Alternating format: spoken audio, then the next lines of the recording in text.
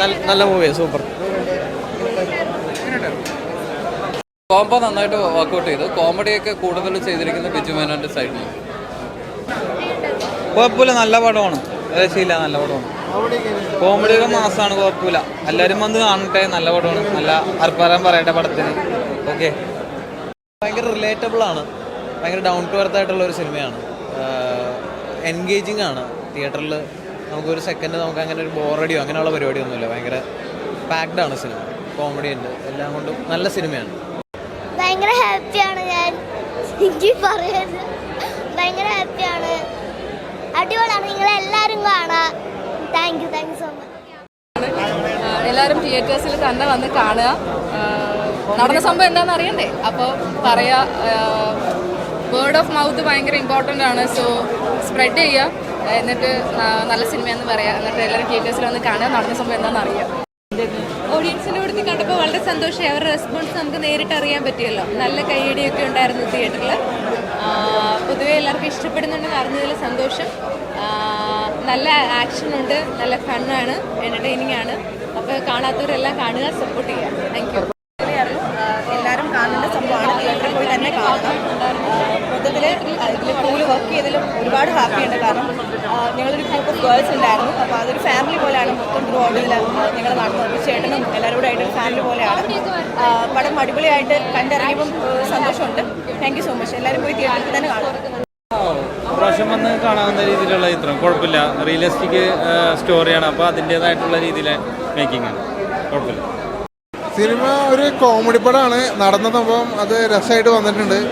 പിന്നെ ബിജുമേനോ മറ്റേ സുരാജ് കോംബോ, അത് ഒരു റിവെഞ്ചിൻ്റെ തെറ്റിദ്ധാരണയുടെ പുറത്ത് തന്നെ ഒരു റിവെഞ്ച്, അങ്ങനെ വേണം പറയാം. ഇൻ്റർവെൽ പഞ്ചൊക്കെ കണ്ടപ്പോൾ അത് ശരിക്കും ഒരു അയ്യപ്പൻ കോശി വൈബിലേക്ക് പോകുമെന്ന് ഞാൻ വിചാരിച്ചത്.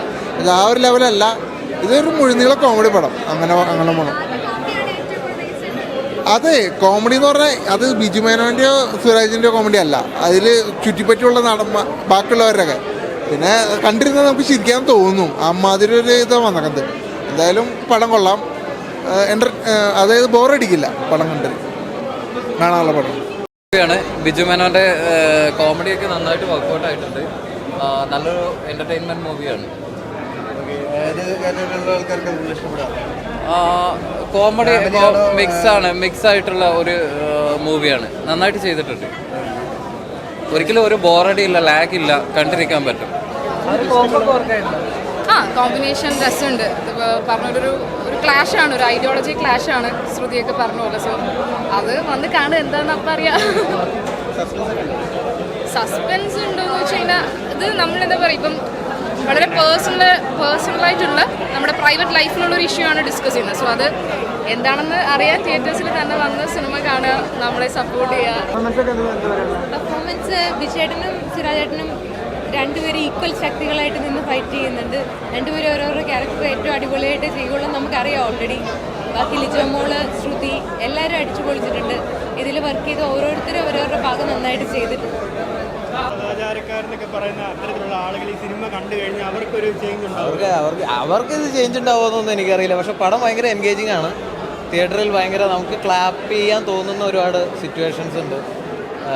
നല്ല ഒരുപാട് കോമഡി എല്ലാം വർക്കാണ്. നല്ല നല്ല നല്ല സിനിമയാണ്. Well made.